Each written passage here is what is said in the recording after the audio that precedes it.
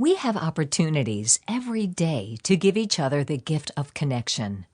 Remember that compliment you gave or received? The person who says that they are still guided by something you said years ago, and you think, "Did I say that?" The stranger who helped you up when you slipped on the ice. These are small encounters, sure, but they are not without meaning. Never underestimate the beauty of small encounters. Let yourself connect. But I don't like that other person. Of course, we can't like every single person we meet, but I offer this thought on the way to empathy. Sometimes the people we think are hard to like are just different from us. What to do? Learn more about the differences, appreciate them, and find common ground.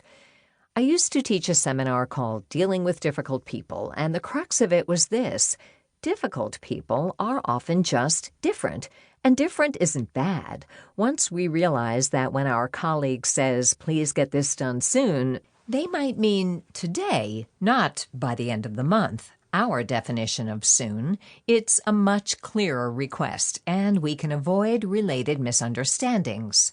People come in all shapes, sizes, colors, cultures, ages, genders, personality types, backgrounds, and histories. Author Tony Alessandra sums it up with his platinum rule, as opposed to the golden rule: treat others the way they want to be treated. To do that, we'll want to learn more about them. It's worth it. One more area to explore: if the person you think you don't like has just somehow disappointed you. Have they not given you what you need, what you think they should have known you need? Oh, such a trap. Maybe, just maybe, it might be a good idea to look at your own expectations and whether you're barking up the wrong tree. A turning point in my journey to adulthood, to forgiving the flaws I perceived in my parents, and especially my relationship with my father, was in an old adage: you don't go to the hardware store for butter, or bread, or whatever they don't sell there. My father expressed affection with a joke, not usually a hug. Once I understood that, I went elsewhere for hugs and reframed the way I interpreted his way of doing things. I have a friend who is so much fun, but totally unreliable when it comes to keeping promises. So we have fun, and I've learned to keep it at that. I love him, but I don't ask him for favors. It's a way of compartmentalizing and accepting, and, I guess, forgiveness.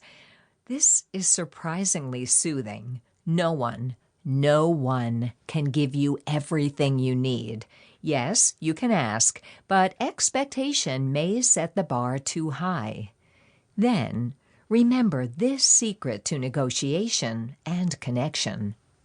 Find common ground. Sometimes that common ground is simply being in the same situation at the same time, waiting in that long line, teaching the same kids, reading the same book. Sometimes it's knowing the other person shares your opinion or supports your right to express it. Sometimes you have to look deeper. That complaining customer may also be a sweet and loving grandpa when he isn't angry at your company for not showing up as planned. We see what we want to see, and if we look for common ground, we can stand on it together and go from there.